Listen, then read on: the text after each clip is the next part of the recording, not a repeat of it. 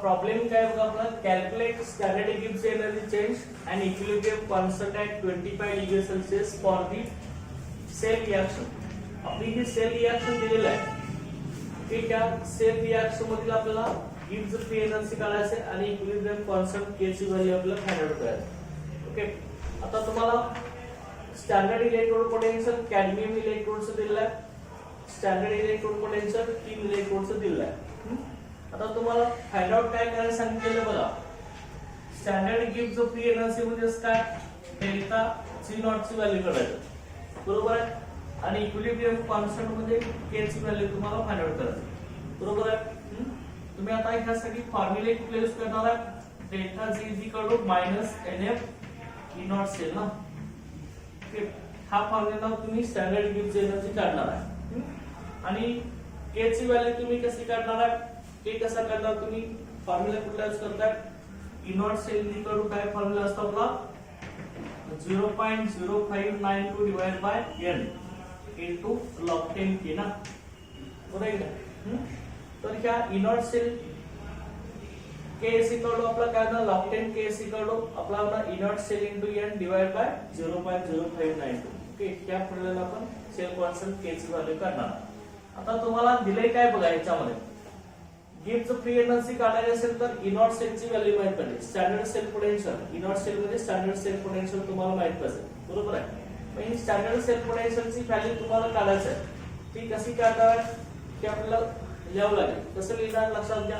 आता sale reaction तर तुम्हाला इथे दिलेलं आहे, standard cell potential E naught cell is equal to कसं असतो रे आपला, ई नॉट काय असतो, cathode minus E naught anode, हा आपला फॉर्म्युला आहे, बरोबर आहे. E naught cathode minus E naught anode, बरोबर आहे ना. ते हा आपला फॉर्म्युला एक आहे, standard cell potential, standard potential of cathode minus standard potential of anode, बरोबर. आता मग लक्षात घ्या, इथं आपला कॅथोडचं दिलेलं आहे, कॅथोड आपला कोणत्या सांगायच्या मध्ये कुठला येणार आहे, तर रिएक्शन मध्ये कॅडमियमचं कन्व्हर्सन कॅडमियम 2+ मध्ये होतंय ना, म्हणजे कॅडमियमचं ऑक्सिडेशन मध्ये काय रिडक्शन होतंय, सीडीचा CD2+ मध्ये झालाय ना, काय झालंय ऑक्सिडेशन झालंय ना. मग ऑक्सिडेशन होतं ते एनोडला होतं की कॅथोडला होत असतं, ऑक्सिडेशन एनोडला होत असतं ना. मग एनोड आपला कोण असणार आहे, कॅडमियम 2+ एनोड आहे, म्हणजे सीडी आपला एनोड आहे, त्याचं पोटेन्शियल दिलंय तुम्हाला. आणि आपला SN2+ चं कन्वर्जन SN मध्ये झालंय, म्हणजे ह्याचं काय झालंय, रिडक्शन झालंय ना. SN2+ चा SN कधी होणार, इलेक्ट्रॉन गेन केल्यावरती होणार, म्हणजे ह्याचं रिडक्शन झालं एक नाही, बरोबर नाही. मग आता ह्याचं रिडक्शन रिएक्शन आपली कुठे होत असते, कॅथोडला होत असते, चल का. मग आता कॅथोडचं रिडक्शन पोटेन्शियल म्हणजे टीनचं रिडक्शन पोटेन्शियल तुम्हाला दिलेलं आहे -0.136. तर तिथे ई नॉट कॅथोड मध्ये कोण येणार आहे, ई नॉट टीन येणार ना, चल का. ई नॉट टीन ची व्हॅल्यू येणार, E not tin minus E naught anode मध्ये कोण येणार, ई नॉट कॅडमियम, बरोबर आहे. ओके, आता ई नॉट टीन ची व्हॅल्यू किती आपली -0.136 मायनस, आता कॅडमियम किती आपला -0.402, बरोबर आहे. हे -0.136 प्लस 0.402, बरोबर आहे. त्याची व्हॅल्यू आपला ई नॉट सेल येणार 0.267 व्होल्ट, हा आपल्याला काय मिळाला, स्टँडर्ड सेल पोटेन्शियल मिळालं. आता ह्याची व्हॅल्यू मिळाली, तुम्ही ही काढू शकता ना, डेल्टाची आता काढू शकता स्टँडर्ड गिव्स फ्री एनर्जी. ओके, मग स्टँडर्ड गिव्स free energy delta G naught is equal to minus NF E naught cell. Okay, हा फॉर्म्युला आहे. एन म्हणजे इथं कोण आहे, number of moles of electrons ना, किती number of moles of electrons आहे, कॅडमियमचे कॅडमियम 2+ होताना 2 इलेक्ट्रॉन लॉस होता, आणि तेवढेच 2 इलेक्ट्रॉन SN2+ चा SN होत असताना होत असतं, म्हणजे 2 इलेक्ट्रॉन लॉस होतात, 2 इलेक्ट्रॉन गेन होतात. Number of moles of electron, n म्हणजे number of moles of electrons, किती येणार सांगायचं, 2 येणार ना. F म्हणजे काय आपला, F म्हणजे काय असणार आपला, F ची व्हॅल्यू किती असणार, फॅराडे कॉन्स्टंट आहे ना, याची व्हॅल्यू किती असते आपली 96500 कूलम पर मोल इलेक्ट्रॉन्स ना, इनटू ई नॉट सेल ची व्हॅल्यू आपल्याला आले 0.267. ओके, ही व्हॅल्यू आपल्याला इथे मिळाली. तर हे कॅल्क्युलेट केल्यावरती आपल्याला याचं आन्सर मिळणार आहे. ते आपले किती आहे बघा, त्यामध्ये -5151. ओके, हे व्होल्ट आपले येणार आहे. ओके, आता व्होल्ट कुलम याचं कन्व्हर्शन जूल मध्ये करायचं. ते जूल मध्ये कन्व्हर्शन आपलं कसं होणार बघा, हे जूल मध्ये सॉरी डायरेक्ट जूल मध्ये आहे व्होल्ट कुलम किंवा जूल मध्ये. आता जूलचा किलो जूल मध्ये काय असतं 10⁻³ ने मल्टिप्लाय केला, -3 मल्टिप्लाय केल्यावरती काय ना 51.53 काय ना किलो जूल येणार. बरोबर आहे. ही standard executive energy delta G naught ची व्हॅल्यू आपल्याला मिळाली. त्यानंतर आपला शेवटचा टूल काढायचा होता के काढायचा ना. बरोबर आहे. आता K is equal to log 10 K is equal to काय नाव सांगा, log 10 K is equal to okay E naught cell into N divide by 0.0592. हा फॉर्म्युला यूज करायचा. तर E नॉट सेलची जर व्हॅल्यू तुम्हाला इथे आली 0.267 ही मिळाली. ही व्हॅल्यू इथे आहे 0.267. N ची व्हॅल्यू म्हणजे number of moles of electrons. हे आता तो एक आपल्याला माहित झालं 0.0592. ठीक आहे. हे तुम्हाला log 10 K ची व्हॅल्यू मिळेल. log 10 K किती आहे बघा 9.0203. ही log 10 K. तुम्हाला K काढायचं. K इज इक्वल टू अँटीलॉग मिळायचं. ठीक, अँटीलॉग ओके 9.0202. ओके, याचा अँटीलॉग मिळाला. आपला हा सेल कॉन्स्टंट K, याची व्हॅल्यू बघा 1.05 into 10⁹. हा 10 पॉवर होणार 1.05 to 10⁹. आपला सेल इक्विलिब्रियम कॉन्स्टंट K ची व्हॅल्यू मिळाली. लक्षात आहे. अशा पद्धतीने आपला प्रॉब्लेम सॉल्व्ह करायचा. समजलं आहे ना. Okay,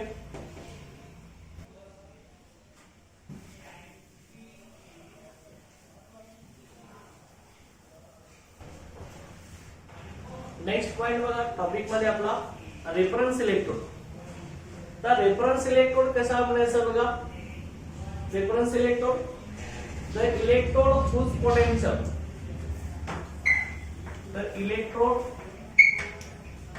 whose potential okay, the electrode whose potential is exact 0. The electrode whose potential is arbitrarily taken as 0,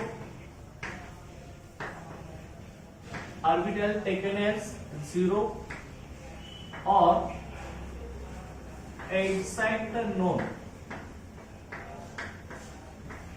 Okay, the electrode whose potential is arbitrarily taken as 0 or exact known is called reference electrode. Okay, is called reference electrode. यालाच आपण reference electrode असं म्हणतो. Okay, ज्या इलेक्ट्रोडचं potential आपण 0 घेत असतो किंवा exact आपल्याला माहित असतं त्याला आपण रेफरन्स इलेक्ट्रोड असं म्हणतोय. ओके, आता मग त्या रेफरन्स इलेक्ट्रोडचे दोन टाइप्स असतात. पहिला आहे याच्यात प्रायमरी रेफरन्स इलेक्ट्रोड आणि सेकंडरी रेफरन्स इलेक्ट्रोड. याचे दोन टाइप्स आहेत. ओके, याचे दोन टाइप्स आहेत आपले प्रायमरी रेफरन्स इलेक्ट्रोड आणि secondary reference electrode. Okay, and secondary reference electrode.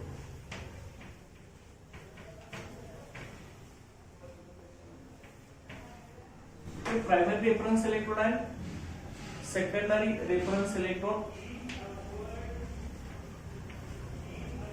हे दोन टाइप्स आहेत आपले मेजर याच्यामध्ये. तर प्रायमरी रेफरन्स इलेक्ट्रोड आणि secondary reference electrode.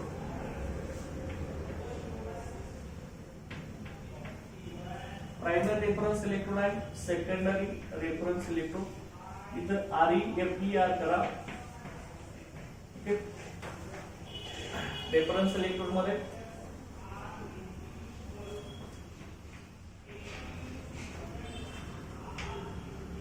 Primary reference electrode and secondary reference electrode. Primary reference electrode कसा म्हणायचं बघा, ज्या इलेक्ट्रोडचं पोटेन्शियल एक्झॅक्ट 0 व्होल्ट असतं, पोटेन्शियल एक्झॅक्ट 0 असतं, 0 व्होल्ट, त्याला आपण प्रायमरी रेफरन्स इलेक्ट्रोड असं म्हणतो. ओके, त्याच्यामध्ये एक्झाम्पल आहे आपलं स्टँडर्ड हायड्रोजन इलेक्ट्रोड, त्याला आपण SHE असं म्हणतो शॉर्ट मध्ये, स्टँडर्ड हायड्रोजन इलेक्ट्रोड. आणि secondary reference electrode, the electrode having potential exact known,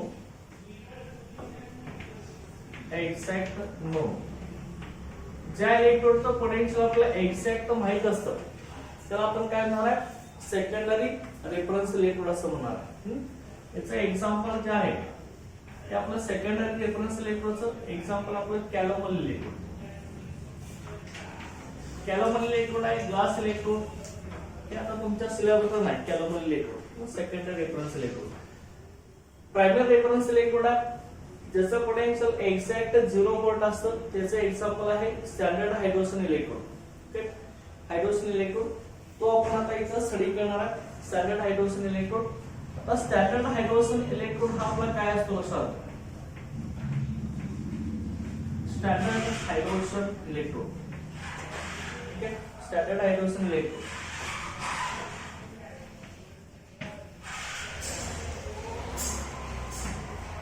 standard hydrogen electrode बघा लक्षात घ्या. Standard hydrogen electrode, standard hydrogen electrode आपला ह्याचं कन्स्ट्रक्शन कसं असतं आणि वर्किंग कसं होत असतं आपल्याला बघायचं. कन्स्ट्रक्शन मध्ये काय केलं असतं बघा, कन्स्ट्रक्शन ह्याचं कसं असतं स्टँडर्ड हायड्रोजन इलेक्ट्रोड साठी. इथे एक आपली अशी प्लॅटिनम फाईल एक असते, एक ग्लास ट्यूब असते आपल्या याच्यामध्ये, ही ग्लास ट्यूब. हे ग्लास ट्यूब मध्ये बघा त्याचं कन्स्ट्रक्शन कसं आहे ते आपण बघणार. ग्लास ट्यूब मध्ये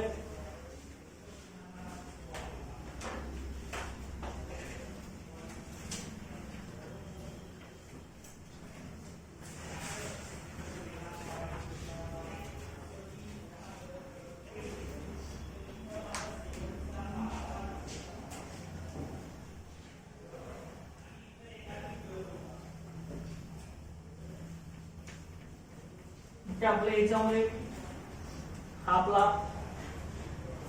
मर्क्युरी भरलेला असेल इथं. कन्स्ट्रक्शन आपण बघतो.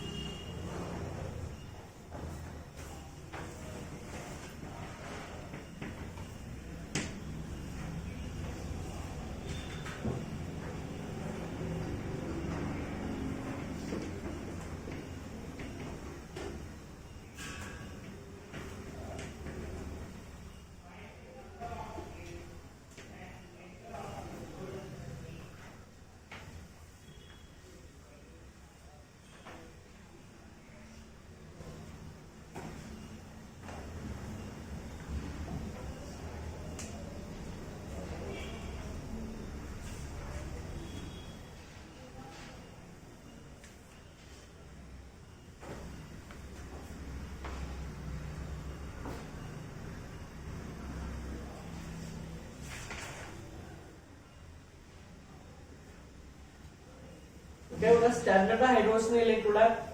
या स्टँडर्ड हायड्रोजन इलेक्ट्रोडचं कन्स्ट्रक्शन आपलं कसं आहे बघा.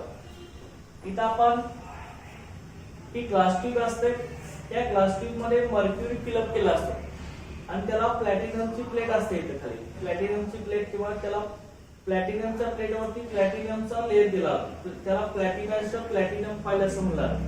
आणि ही आपण त्या प्लॅटिनम फाईल त्याला बाहेरनं असं आउटर ग्लास जॅकेट असतं आणि ते आपण इथं 1 मोलार H+ आयनच्या सोल्युशन मध्ये आपण हा टोटल इलेक्ट्रोड आपण इथं डीप केला असतो आणि त्या आउटर ग्लास जॅकेटला इकडून प्युअर आणि ड्राय H2 गॅस ह्या साइडनं इथं पास केला होता. प्युअर आणि ड्राय H2 गॅस 1 atmospheric प्रेशरला हा कंटिन्युअसली त्या H+ आयनच्या सोल्युशन मध्ये कंटिन्युअसली पास केला जात असतो लक्षात. त्यावेळी त्या हायड्रोजन इलेक्ट्रोडला इथं रिएक्शन होऊन इथं हायड्रोजन गॅस लिबरेट होत असतो, त्यामुळे हे बबल्स आपले तयार होत असतात. इथले H+ आयन्स आहेत. ओके, H+ आयन्स हे इलेक्ट्रॉन घेऊन काय करतात, H2 गॅस तयार करत असतात प्लॅटिनम फाईलच्या जवळ, त्यामुळे इथं बबल्स आपले लिबरेट होत असतात. हे कन्स्ट्रक्शन आहे. जे डायग्राम मध्ये दिसतंय तेच कन्स्ट्रक्शन सांगायला सांगतात. इथं दुसरं काय सांगायचं नसायला, जे डायग्राम आहे तेच कन्स्ट्रक्शन सांगायचं. आता त्यानंतर त्याचं वर्किंग जे आहे ते वर्किंग आपलं कसं होणार आहे ते आपल्याला बघायचं. वर्किंग किंवा त्यालाच आपण सेल रिएक्शन असं म्हणतो असतो. सुरुवातीला रिप्रेझेंटेशन ऑफ हायड्रोजन इलेक्ट्रोड कसं आहे आपण बघूया. हायड्रोजन इलेक्ट्रोडचं रिप्रेझेंटेशन कसं केलं. आता हा रिप्रेझेंट कसा केला होता लक्षात घ्या. हायड्रोजन इलेक्ट्रोड, तर हायड्रोजन इलेक्ट्रोड कुठलाही इलेक्ट्रोड आपण लिहित असताना तो ऑलवेज आपण कसा लिहित असतो, रिडक्शन हाफ रिएक्शनच्या फॉर्म मध्ये लिहित असतो. की रिडक्शन हाफ रिएक्शन मधला जो कॅथोड आहे तो आपला सेल रोटेशन मध्ये स्टार्ट ग्रिडच्या कुठल्या साइडला असतो, आपला राईट साइडला असतो लक्षात घ्या. त्यामुळं आपण representation of hydrogen electrode, standard hydrogen इलेक्ट्रोडचं रिप्रेझेंटेशन कसं आहे बघा. H+ याचं कॉन्सन्ट्रेशन आहे H+ चे हे ब्रॅकेट मध्ये लिहायचं 1 मोलार सिंगल व्हर्टिकल लाईन काढायचं. सिंगल व्हर्टिकल लाईन काढून तिथं हायड्रोजन गॅस तापवायचं. हायड्रोजन गॅस ब्रॅकेट मध्ये हायड्रोजन गॅसचं पार्शियल प्रेशर 1 atmosphere दाखवायचं आणि सिंगल व्हर्टिकल लाईन घेऊन प्लॅटिनम लिहायचा. हा प्लॅटिनम का दाखवत असतो परत आपण, हा इनर्ट इलेक्ट्रोड आहे, हा रिएक्शन मध्ये इन्व्हॉल्व होत नाही. हायड्रोजन मधून इलेक्ट्रिक करंट फ्लो किंवा इन करायचे तर त्यासाठी हायड्रोजन गॅस मधून इलेक्ट्रॉन्स पास होत नाही लक्षात घ्या. त्यामुळे ही प्लॅटिनम वायरची मेटल तिथं टाकली आहे लक्षात घ्यायचं. प्लॅटिनम मेटलची wire, platinum electrode inert electrode म्हणून तो रिएक्शन मध्ये इन्व्हॉल्व होत नाही. फक्त हायड्रोजन कडून इलेक्ट्रॉन घेण्यासाठी आणि देण्यासाठी हा प्लॅटिनमची वायर यूज केली जाते. हे हायड्रोजन इलेक्ट्रॉनचं रिप्रेझेंटेशन लक्षात घ्या. Cell notation of hydrogen electrode हे लक्षात ठेवायचं. तुम्हाला जरी क्वेश्चन विचारला write the representation of hydrogen electrode, standard hydrogen electrode, तर तुम्हाला या पद्धतीने हे लिहिता आलं पाहिजे. ओके, आता identify the cell notation of standard hydrogen electrode म्हटलं असेल तरी सुद्धा तुम्हाला हे आयडेंटिफाय करता आलं पाहिजे. आता त्यानंतर बघा वर्किंग होणार आहे. याचं कसं वर्किंग ऑफ सेल रिएक्शन्स आपण इथं बघणार आहे. आता इथं वर्किंग कसं होत असतं लक्षात घ्या. वर्किंग आपलं त्या हायड्रोजन इलेक्ट्रोडचं कसं होत असतं. आता वर्किंग होत असताना रिएक्शन होतात, सेल रिएक्शन. आता ही हायड्रोजन इलेक्ट्रोडचं पोटेन्शियल आपलं काय असतं, एक्झॅक्ट 0 व्होल्ट असतं लक्षात घ्या. तो एनोड आणि कॅथोड दोन्ही मध्ये ऍक्ट होत असतो लक्षात घ्या, कॅथोड आणि एनोड. आता सेल रिएक्शन तो होणार आहे. सेल रिएक्शन आपल्या ऍट कुठे कॅथोड, तर कॅथोड ला तो कसा पण ऍक्ट होणार बघा. हा standard hydrogen electrode reference electrode आहे. कॅथोड आणि एनोड दोन्ही ऍक्ट होऊ शकतो. आता कॅथोडला आपली रिएक्शन कुठली होणार आहे, रिडक्शन रिएक्शन होणार आहे. रिडक्शन रिएक्शन आपली कसं होणार मग, कॅथोडला H+ आहे, हा H+ ह्याचं कॉन्सन्ट्रेशन 1 मोलर आहे. हा इलेक्ट्रॉन गेन करणार त्यावेळी आपल्याला इथं हाफ H2 गॅस तयार होणार.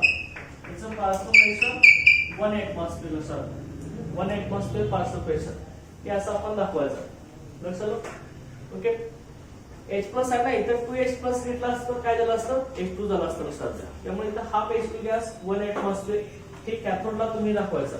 आणि एनोड साठी काय करायचं बघा, एनोड साठी ओके एनोड साठी लक्षात घ्या, एनोड साठी sale reaction at anode.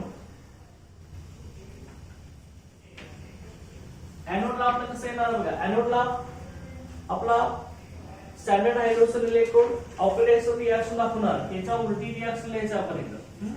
Half H2 gas, okay, 1 atmospheric pressure, 1 atmospheric pressure, इकडे काय येणार H plus concentration, H plus 1 molar लिहायचं प्लस इलेक्ट्रॉन. ही एनोडला रिएक्शन होणार लक्षात घ्या. ते standard hydrogen electrode both cathode आणि एनोड दोन्ही ऍक्ट होत असतात. त्याचं ऍप्लिकेशन काय, त्या इलेक्ट्रोडचं ऍप्लिकेशन काय, तर this standard hydrogen electrode it is used to calculate the cell potential and electrode potential of other electrode. दुसऱ्या इलेक्ट्रोडचं पोटेन्शियल काढण्यासाठी किंवा सेल पोटेन्शियल काढण्यासाठी स्टँडर्ड हायड्रोजन इलेक्ट्रोड आपला यूज केला जातो. आता इथं बघा, त्यामध्ये आपण एक इथे घेऊया ऍप्लिकेशन घेऊयाचं की कसं ऍक्ट होत असतो कॅथोड आणि एनोड आपल्याला बघायचं. आता ऍप्लिकेशन कसं आहे सर, स्टँडर्ड हायड्रोजन गॅस इलेक्ट्रोडचं application, application of SHC standard hydrogen electrode. Okay, त्याला शॉर्ट मध्ये आपण काय म्हणतोय एसएचई, ऍप्लिकेशन्स ऑफ एसएचई, हे स्टँडर्ड हायड्रोजन इलेक्ट्रोड. आता स्टँडर्ड हायड्रोजन इलेक्ट्रोडचं application, it is used to calculate standard potential of electrode. It is used to calculate standard potential. Used to calculate standard potential of electrodes. हा इलेक्ट्रोडचा standard potential काढण्यासाठी use केला जातो sir. आपण इथे example घेऊया. For example, calculate the standard potential of zinc electrode by using SHC. तुम्हाला इथं sale notation दिलं असेल, सेल नोटेशन असेल Zn solid oblique Zn2 plus 1 molar concentration दिला असेल, double vertical line H plus 1 molar concentration, परत vertical line, okay, H2 gas, 1 atmospheric partial pressure, oblique platinum. अशा तीन तुम्हाला सेल नोटेशन दिला असेल तर लक्षात घ्या, त्या सेल नोटेशन वरून तुम्हाला standard potential of zinc electrode तुम्हाला फाइंड आउट करायचं आहे. तर ते कसं तुम्ही करू शकणार लक्षात घ्या. आपला एसएससी कॅथोड आणि एनोड दोन्ही पण ऍक्ट होतोय, दोन्ही रिएक्शन दाखवत आहेत. तुम्हाला काय तर सेल रोटेशन दिलेलं आहे किंवा सेल रिप्रेझेंटेशन दिलेलं आहे की डबल व्हर्टिकल लाईन बघायचं. डबल व्हर्टिकल लाईन काय रिप्रेझेंट करत असते, सॉल्ट ब्रिज. सॉल्ट ब्रिजच्या राईट साइडचा कोण असतो, कॅथोड असतो आणि लेफ्ट साइडचा एनोड असतो. मग आता आपला हायड्रोजन इलेक्ट्रोडचं रिप्रेझेंटेशन लक्षात ठेवा, हे असं केलं, हा कुठल्या साइडला सॉल्ट ब्रिजच्या राईट साइडला आहे. त्यामुळे इथं हायड्रोजन इलेक्ट्रोड आपला कॅथोड म्हणून ऍक्ट होत आहे आणि सॉल्ट ब्रिजच्या लेफ्टला झिंक इलेक्ट्रोड आहे, हा आपला एनोड म्हणून ऍक्ट होत आहे. बरोबर आहे. त्यामुळे तुम्हाला आता इथं फाइंड आउट करायचं आहे फॉर्म्युला. तर तुम्हाला माहित आहे standard cell potential E naught cell is equal to काय असतो, E naught cathode minus E naught anode, हा आपला फॉर्म्युला आहे. लक्षात. आता त्या सेल नोटेशन मध्ये कॅथोड कोण आहे आपला, हायड्रोजन इलेक्ट्रोड आहे ना, जे standard hydrogen electrode E not H2 आपण म्हणू शकतो. आणि एनोड कोण आहे आपला, झिंक आहे ना, standard potential of zinc electrode is equal to आपलं काय, ई नॉट सेल ना, राईट आहे, is equal to E naught cell. आता लक्षात घ्या standard potential of hydrogen electrode, hydrogen इलेक्ट्रोडचं स्टँडर्ड पोटेन्शियल किती असतं रे, hydrogen electrode primary reference electrode आहे, याचं पोटेन्शियल किती असतं आपलं, एक्झॅक्ट 0 व्होल्ट असतं आपण सांगितलेलं आहे. तर का याचं पोटेन्शियल 0 व्होल्ट असतं, 0 मायनस काय आलं मग, ई नॉट Zn. सो का standard potential of hydrogen electrode हे आपलं 0 असतं, ते आपण सांगितलेलं आहे, ते प्रायमरी रेफरन्स इलेक्ट्रोड आहे. आता E naught cell equal to काय आलं रे, ते 0 मायनस ई नॉट. सो का म्हणजे ते काय आलं आपलं, E naught Zn is equal to E naught cell. बरोबर आहे. जेवढं सेल पोटेन्शियल आहे तेवढंच आपलं standard potential of zinc electrode आहे. बरोबर आहे ना, समजायचं आहे ना. ओके. आता जर तुम्हाला जर तुम्हाला एखाद्या इथं आता एनोड इलेक्ट्रोडचं पोटेन्शियल काढलंय, झिंक एनोड मध्ये ऍक्ट होतं, एखादा इलेक्ट्रोड कॅथोड म्हणून असेल तर त्यावेळी हायड्रोजन इलेक्ट्रोड काय द्यायचा, एनोड रिएक्शन द्यायचा, असेल का? ते हायड्रोजन इलेक्ट्रोडची एनोड रिएक्शन द्यायचा. तो इकडे असेल तर एनोड म्हणून ऍक्ट होता ना, इकडे असेल तर कॅथोड म्हणून ऍक्ट होतो, दोन्ही पण तो ऍक्ट होतो. लक्षात आलं? Application okay, use to calculate standard potential of electrode. इलेक्ट्रोडचं स्टँडर्ड पोटेन्शियल काढण्यासाठी काय यूज केला जातो. आणि त्यानंतर नेक्स्ट बघायचं ड्रॉबॅक्स किंवा डिफिकल्टी काय स्टँडर्ड हायड्रोजन इलेक्ट्रोडचं. हे ड्रॉबॅक्स किंवा डिफिकल्टी आपण याच्यामध्ये बघणार आहे. ओके, काय ड्रॉबॅक्स आणि डिफिकल्ट आहे स्टँडर्ड हायड्रोजन इलेक्ट्रोडचं ते आपल्याला बघायचं.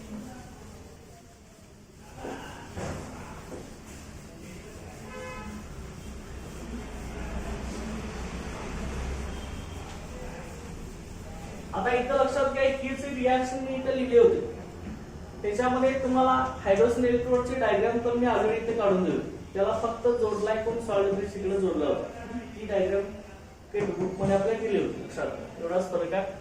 बघा इथं आता डिफिकल्टी किंवा ड्रॉबॅक्स काय बघा. डिफिकल्टी और ड्रॉबॅक्स. ओके, डिफिकल्टी और drawbacks in setting difficulties of standard hydrogen electrode. Standard hydrogen electrode handle करण्यासाठी काय डिफिकल्टी येतात लक्षात घ्या. की पहिलीची डिफिकल्ट आहे की फाय डिफिकल्टी आपण ऑब्टेन करायचं बघा. It is difficult to construct and handle. It is difficult to construct and handle. त्याचं कन्स्ट्रक्शन आणि हँडलिंग आपण करू शकत नाही असं. It is difficult to construct and handle. ह्याचं कन्स्ट्रक्शन आपण करू शकत नाही, कॉम्प्लिकेटेड आहे, हँडलिंग करू शकत नाही, ठीक त्याचा ड्रॉबॅक्स आहे. त्यानंतर प्रत्येक वेळी आपण आता हायड्रोजन गॅस मध्ये काय पास करतोय, प्युअर आणि ड्राय हायड्रोजन गॅस पास करतोय ना. आता ऍटमॉस्फिअर मधून प्रत्येक वेळी प्युअर आणि ड्राय हायड्रोजन गॅस येईलच का, येणार नाही ना. आणि प्रत्येक वेळी आपण 1 ऍटमॉस्फिअरिक प्रेशर आपण मेंटेन करू शकणार नाही, ते एक ड्रॉबॅक्स आहे. आणि त्यानंतर जर तुम्हाला मॉइस्ट H2 गॅस जर आतमध्ये गेला H+ आयनच्या सोल्युशन मध्ये तर तिथं सेल रिएक्शन किंवा इलेक्ट्रोड रिएक्शन होणार नाही, त्यामुळे हायड्रोजन इलेक्ट्रोड तिथं स्पॉइल व्हायला चालू होणार. तर काय हे ड्रॉबॅक्स आहे सगळं. हे पहिले ड्रॉबॅक्स आलं difficult to construct and handle. Second काय बघा, pure and dry hydrogen gas. प्रत्येक वेळी आपण प्युअर आणि ड्राय हायड्रोजन गॅस पास करू शकणार नाही लक्षात घ्या H+ आयनच्या सोल्युशन मध्ये. Pure and dry H2 gas okay cannot be maintained exactly. Cannot be maintained exactly.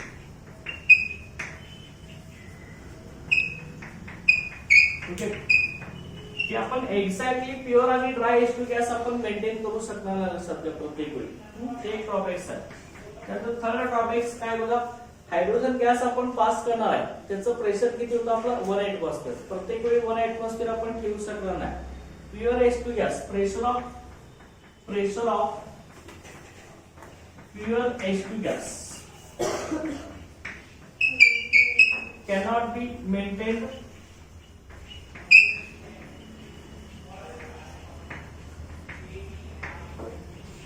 pressure of pure H2 gas cannot be maintained exactly 1 atmosphere.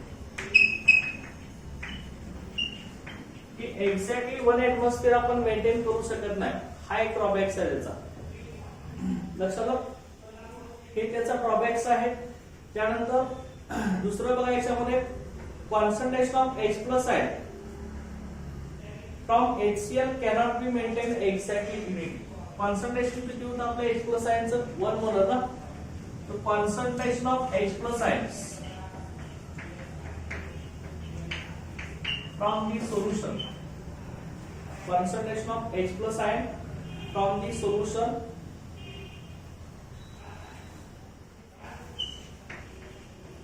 cannot be maintained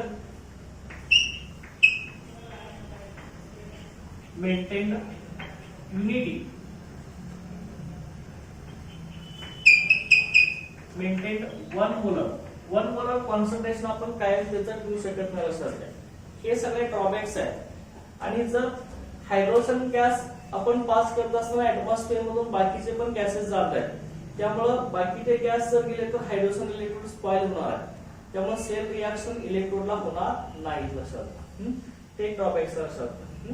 हे सगळे difficulties to setting the hydrogen electrode लक्षात. हे सगळे drawbacks किंवा difficult आहेत hydrogen इलेक्ट्रोडचा. आता त्यानंतर next point आपण याच्यामध्ये आता स्टडी करणार आहे, that is the voltaic cell.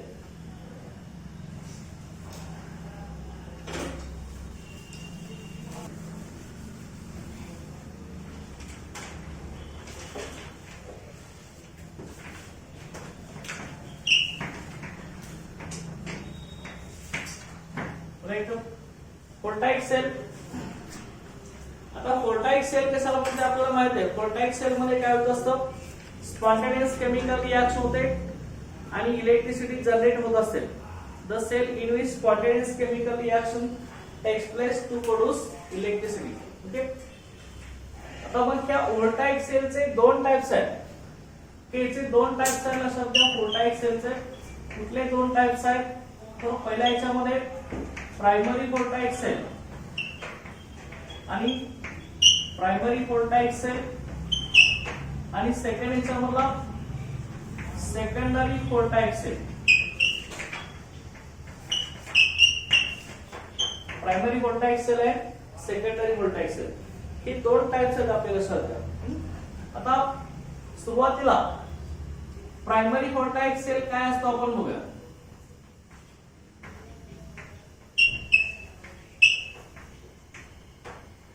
Primary voltaic cell. Primary voltaic cell कशावर असतं, the voltaic cell cannot be recharge. The voltaic sale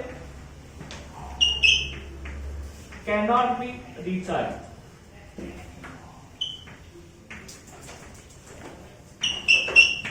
the voltaic cell cannot be recharge.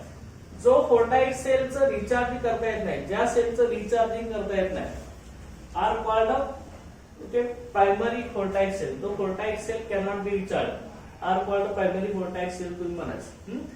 आता ज्या सेलचं रिचार्जिंग करता येत नाही, एकदा सेल रिचार्ज झाला की परत त्याचं रिचार्जिंग करता येत नाही लक्षात घ्या, त्याला काय म्हणायचं आहे, primary voltaic sale.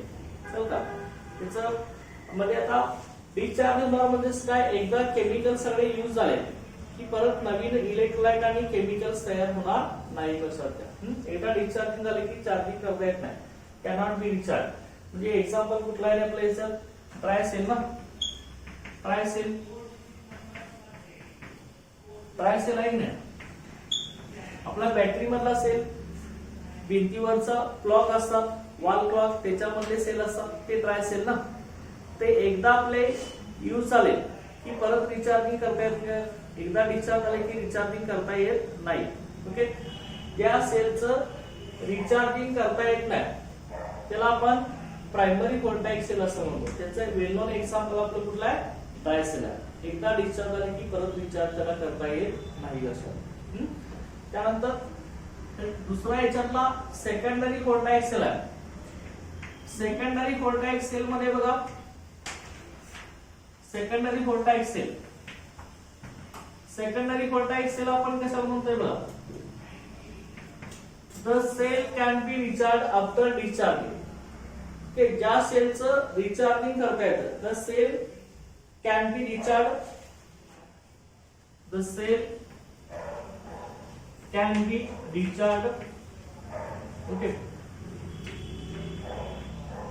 The cell can be recharge after discharging. Okay. The cell can be recharged. The cell can be recharged by reversing the direction of current flow. The cell can be recharged after discharging. After discharging by reversing the direction of okay.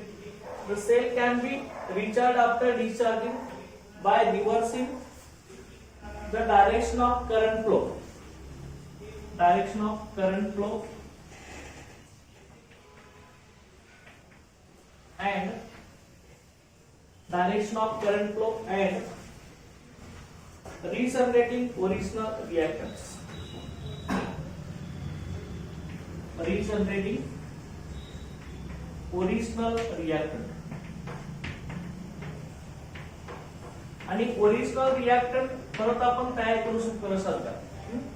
एकदा discharge झाले की परत recharge करू शकतो. कसं current flow reverse करून आपण recharge करू शकतो सारखा.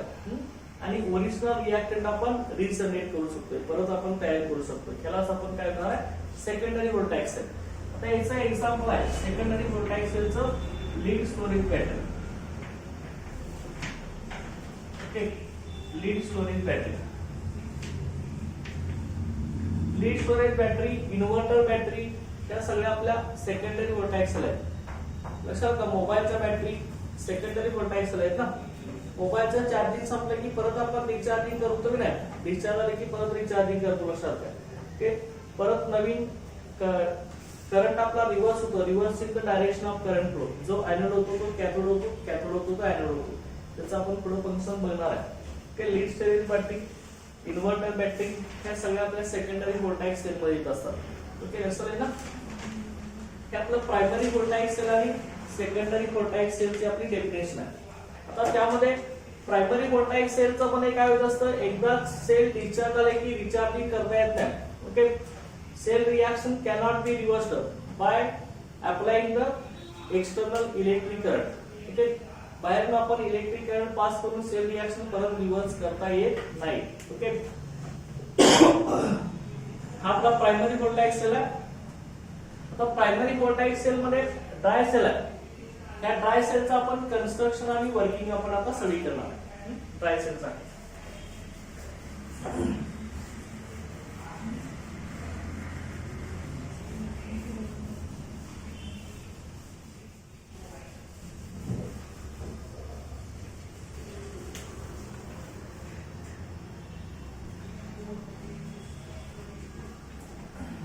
dry cell, it is also called as a Lakeland cell. Okay, dry cell, it is also called as a Lakeland cell.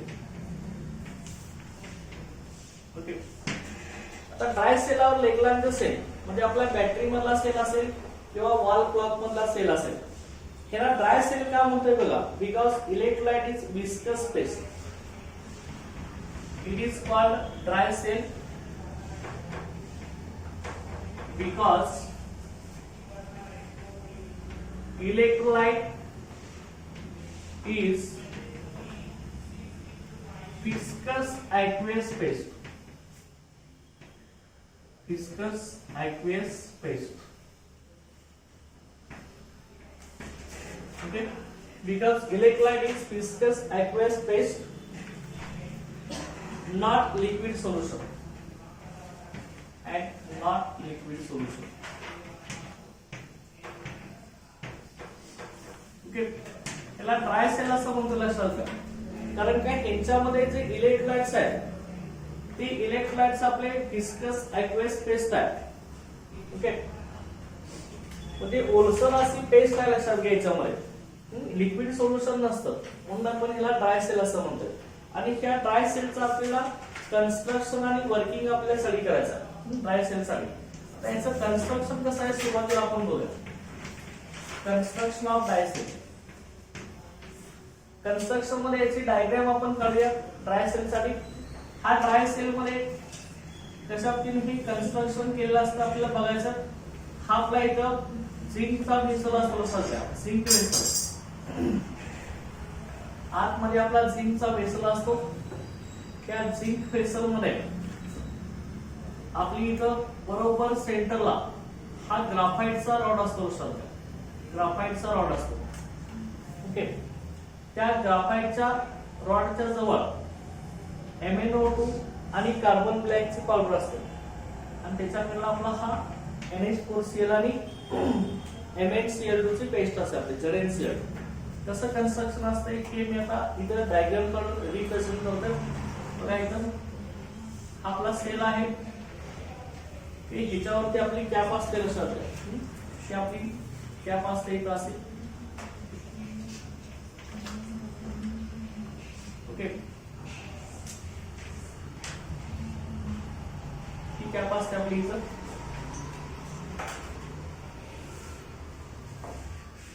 याच्यामध्ये झिंक वेसल जो आहे, झिंक वेसल आपला झिंकचा कंटेनर असतो. झिंक कंटेनर, त्यानंतर इतर जी असते आपली ती paste of NH4Cl plus ZnCl, zinc chloride आणि अमोनियम क्लोराइडची पेस्ट इथं असते. त्यानंतर इथं बरोबर सेंटरला हा आपला ग्राफाइटचा रॉड असतो. ग्राफाइट रॉड, ब्लॅक कलरचा ग्राफाइट रॉड असतो. आणि इथं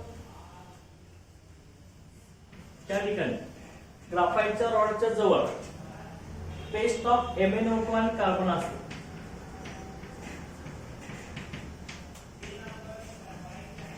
paste of MnO2 plus carbon. Okay, carbon black आणि मॅंगॅनीज ऑक्साइडची पेस्ट आपली इथं आतमध्ये असते. ओके, तर लक्षात घ्या इथं ग्राफाइटचा रॉड आहे.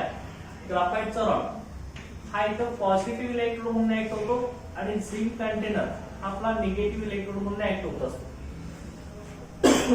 लक्षात आहे. आता पॉझिटिव्ह आपले ही फोर्टाइक सेल आहे. फोर्टाइक सेल मध्ये कॅथोड कसा असतो रे? पॉझिटिव्ह असतो ना. इथं कॅथोड असतो, लक्षात घ्या कॅथोड हा पॉझिटिव्ह असतो आणि एनोड कसा असतो फोर्टाइक सेल मध्ये? निगेटिव्ह असतं. तुम्हाला मी सांगितलेलं आहे इलेक्ट्रोकेमिकल सेल आणि फोर्टाइक सेल. इथं फोर्टाइक सेल मध्ये कॅथोड पॉझिटिव्ह असतो, एनोड निगेटिव्ह असतो. फंक्शन सेम, कॅथोडला रिडक्शन होणार आहे, एनोडला ऑक्सिडेशन होणार आहे. इथं ट्राय सेल मध्ये हा झिंकचा वेसल आहे.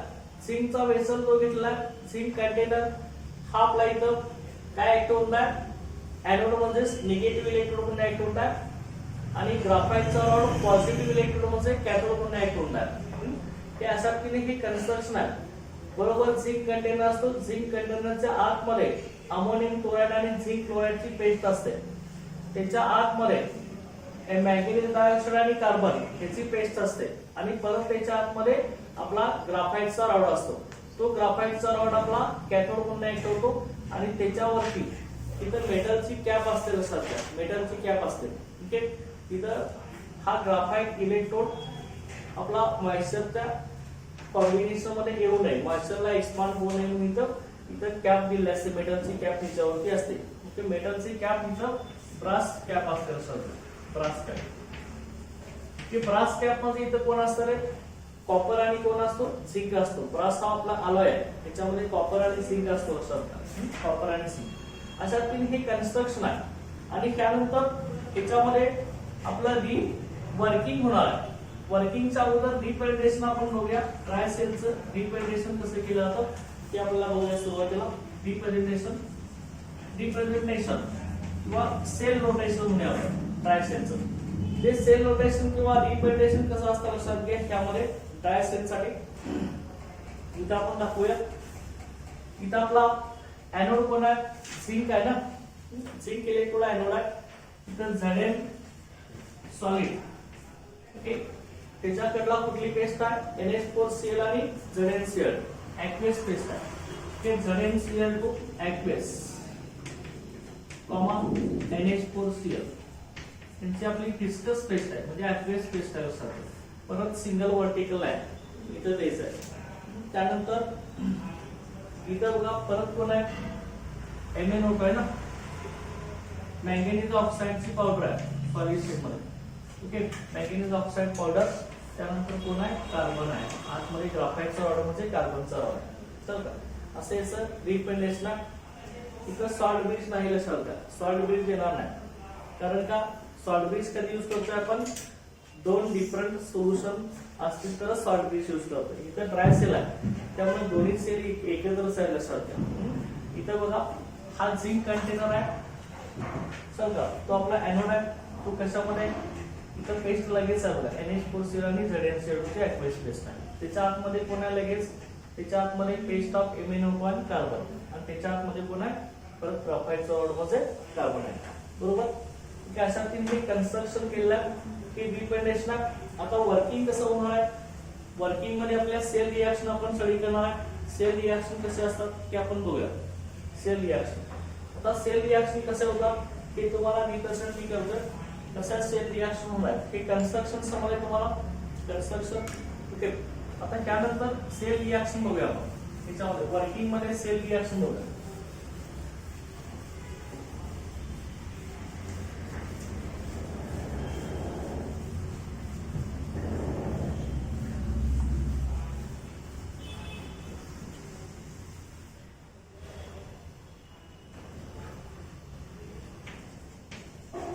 आता वर्किंग कसं होणार आहे ड्राय सेलचं बघा. त्यामध्ये सेल रिएक्शन असणार आहे. सेल रिएक्शन्स, आता सेल रिएक्शन आपले कुठे होणार आहेत, एक कॅथोडला आणि एक कुठे होणार आहे एनोडला. ऍट एनोडला आपली सेल रिएक्शन कसे होणार आहे. एनोडला काय होतं आपलं ऑक्सिडेशन होत असतं ना. ऑक्सिडेशन होण्यासाठी इलेक्ट्रोड कुठला आहे आपला झिंकच्या इलेक्ट्रोडचं ऑक्सिडेशन होत असतं. Zn सॉलिड त्याचं ऑक्सिडेशन झाल्यावरती Zn2+ आणि 2 इलेक्ट्रॉन्स आपले इथं रिलीज होत असतात, बरोबर आहे. Zn2+ + 2 electrons. ओके, ऍक्वेस टेस्ट मध्ये हे Zn2+ आयन जातात. हे एनोडला रिएक्शन. आणि परत कॅथोडला आपली सेल रिएक्शन कशी होत असते बघा. कॅथोडला आपलं काय होत असतं, रिडक्शन रिएक्शन होत असते. आता रिडक्शन कुणाचं होत असतं बघा, आपलं झिंकच्या आतल्या साईडला काय होतं आपलं अमोनियम क्लोराईड होतं ना.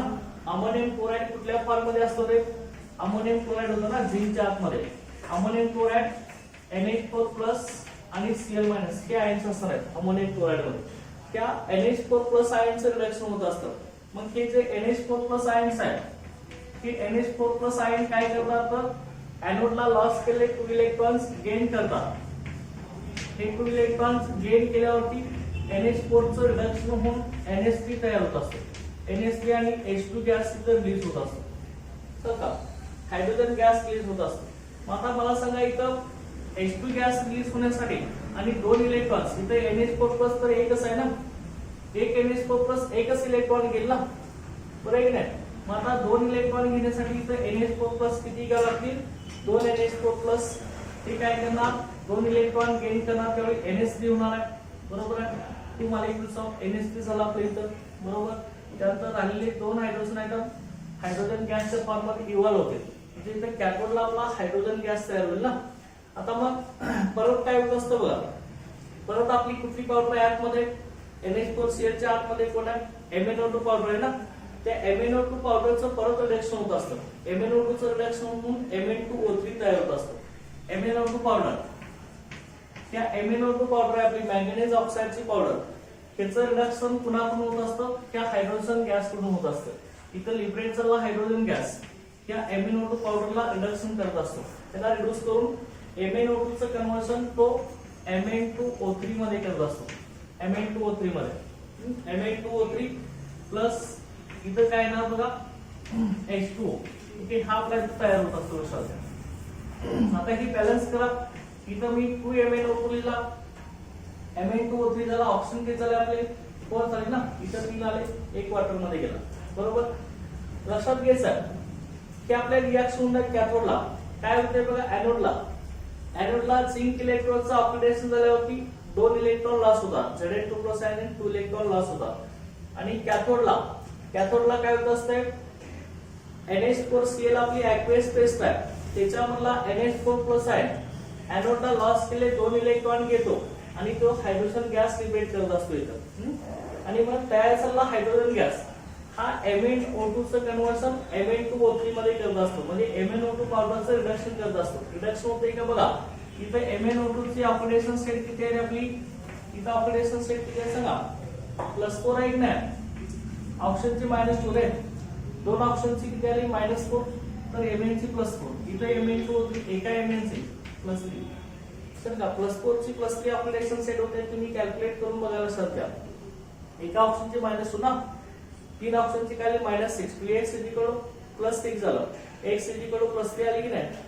ओके, त्यामुळे इथं +4 चा +3 मध्ये कन्वर्ट करतोय म्हणजे रिडक्शन होते ना. मॅंगनीज पावडरचं रिडक्शन होते लक्षात घ्या. +4 ऑक्सिडेशन स्टेटचं कन्व्हर्जन +3 मध्ये होत असतं. हे आपल्या रिडक्शन रिएक्शन कुठं होत असतात, कॅथोडला होत असतात. हे लक्षात ठेवायचं आहे. चल का आता मग तुम्हाला नेट सेल रिएक्शन कॅथोडची करायचं आहे. कॅथोडचे नेट सेल रिएक्शन कसे होणार आहे, हायड्रोजन गॅसला हायड्रोजन गॅस, हायड्रोजन गॅसला हायड्रोजन गॅस आपला काय होणार आहे, कॅन्सल होणार. परत काय नाही बघा, इथं कोण आलं 2NH4+, ह्या साईडला कोण आलं 2MnO2 आला, बरोबर आहे. ते इकडल्या साईडला कोण आलं रे 2NH3, बरोबर आहे, प्लस Mn2O3 प्लस काय आला H2O, बरोबर आहे. ही नेट सेल रिएक्शन कुठे आली, कॅथोडची नेट सेल रिएक्शन आली लक्षात घ्या. त्यानंतर आता नेक्स्ट आपला नेट ओव्हरऑल सेल रिएक्शन करायचं आहे. आता ओव्हरऑल सेल रिएक्शन कसे येणार आहे, ओव्हरऑल सेल रिएक्शन मध्ये काय असणार आहे तुमची एनोडची रिएक्शन आणि कॅथोडची रिएक्शन यांचं कॉम्बिनेशन. आता इथं एनोडची रिएक्शन आहे, इथं कॅथोडची रिएक्शन आहे. आता हे कसं होईल सांगायचं, इथे इलेक्ट्रॉन्स राहिलेले असतात, इलेक्ट्रॉन्स ला 2 इलेक्ट्रॉन्स, ओके. आता मग इथे कॅन्सल काय होणार आहे, फक्त आपलं इथल्या 2 इलेक्ट्रॉन्सला इथले 2 इलेक्ट्रॉन्स कॅन्सल होते. फक्त काय झालं, त्या साइडला Zn solid plus 2NH4 plus 2MnO2, okay. ह्या साइडला काय आलं Zn2 प्लस, बरोबर आहे, प्लस काय आला 2NH3 प्लस काय ना Mn2O3 प्लस काय ना रे H2, बरोबर आहे. अशा रीतीने आपल्याला ओव्हरऑल सेल रिएक्शन मिळालं असतं. ही ओव्हरऑल सेल रिएक्शन आहे, नेट रिएक्शन आहे कॅथोड आणि एनोडचे, बरोबर आहे. आता ह्या सेलचं जे पोटेन्शियल आहे, ईएमएफ जो जनरेट होत असतो ह्या सेलचा, तो ईएमएफ किंवा सेल पोटेन्शियल, इलेक्ट्रोमॅग्नेटिक फोर्स किंवा सेल पोटेन्शियल आहे ट्राय सेलचं, ते आपले किती असतं हे तुम्हाला माहित आहे 1.5 व्होल्ट असतं. बरोबर. आपण सेल बघा तुम्ही घरात जाऊन सुद्धा असेल का, ट्राय सेल बीटीओचा सेल असेल किंवा बॅटरीतला सेल असेल, 1.5 व्होल्टेज असतं लक्षात घ्या त्याचा ईएमएफ और इलेक्ट्रोमॅग्नेटिक फोर्स लक्षात. आता मग त्या ड्राय सेल रिचार्ज करता येत नाही, काय रिझन आहे, काय ड्राय सेलचं रिचार्जिंग करता येत नाही, ह्याचं रिझन आहे लक्षात घ्या. ड्राय सेलचं रिचार्जिंग का होत नाही, तर रिव्हर्सिबल रिएक्शन होत नाही लक्षात घ्या याच्यामध्ये, ओके. का रिव्हर्सिबल रिएक्शन होत नाही, तर याचं रिझन काय लक्षात घ्या.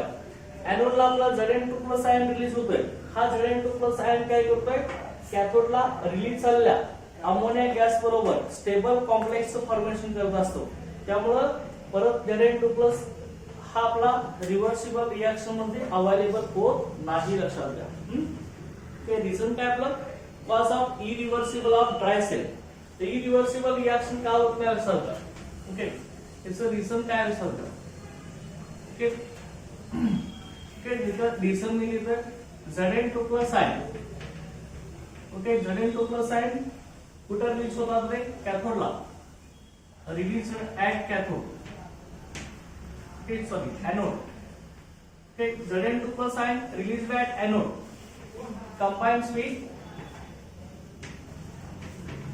NH3 gas, ammonia gas produced at कुठं प्रोड्यूस होते, हा cathode, produce at cathode and forms stable complex, and forms stable complex. हा स्टेबल कॉम्प्लेक्सचं फॉर्मेशन करतो लक्षात घ्या. त्यामुळे रिव्हर्सिबल रिएक्शन साठी अवेलेबल होत नाही. हा Zn2+ अमोनिया बरोबर स्टेबल कॉम्प्लेक्सचं फॉर्मेशन करणार. Zn2+ ion released at anode combines with ammonium gas produced at cathode form a stable complex. Stable complex form होता है Zn2+ plus NH3 Zn2+. हा आपला इथं कॉम्प्लेक्स फॉर्मेशन होत आहे, ओके. हा स्टेबल कॉम्प्लेक्स आपल्या इथं फॉर्म होत असतो, ओके. NH3 इथं मी इथं 4 घेतो, ही बॅलन्सिंग करून लिहूया आपण. NH3 4 इथं 4 NH3 घ्या, ओके. बॅलन्सिंग रिएक्शन आपण इथं लिहूया Zn साठी, ओके. 2+ हा आपला स्टेबल कॉम्प्लेक्स फॉर्म होत असतो सर. मग हा स्टेबल कॉम्प्लेक्स फॉर्म झाल्यामुळे Zn2 प्लस आहे हा रिव्हर्सिबल रिएक्शन साठी आपला अवेलेबल होत नाही लक्षात घ्या. त्यामुळे Zn2 प्लस आहे removed at anode and same reaction cannot be रिव्हर्स्ड. Okay, combine with ammonium gas to form a zinc complex. Therefore Zn2 plus ion removed from cell reaction. Removed from cell reaction and cannot be available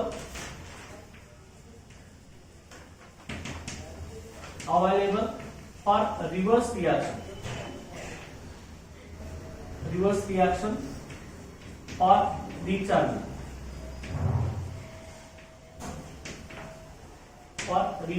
recharging करण्यासाठी परत Zn2 plus आहे available होत नाही लक्षात घ्या. Therefore, okay, hence, okay, dry cell cannot be recharged. Okay, त्यामुळे dry सेलचं आपण recharging करू शकत नाही असं हे त्याचं रिझन आहे. ओके, लक्षात द्यायचं आहे ना. ओके, अशा पद्धतीने आपला हा ड्राय सेल होता, त्याचं कन्स्ट्रक्शन आणि वर्किंग लक्षात आहे. ओके, आता नेक्स्ट लेक्चरला आपण याच्यातली लीड स्टोरेज बॅटरी बघूया. ही आपला सेकंडरी व्होल्टाइक सेल आहे. Okay, thank you.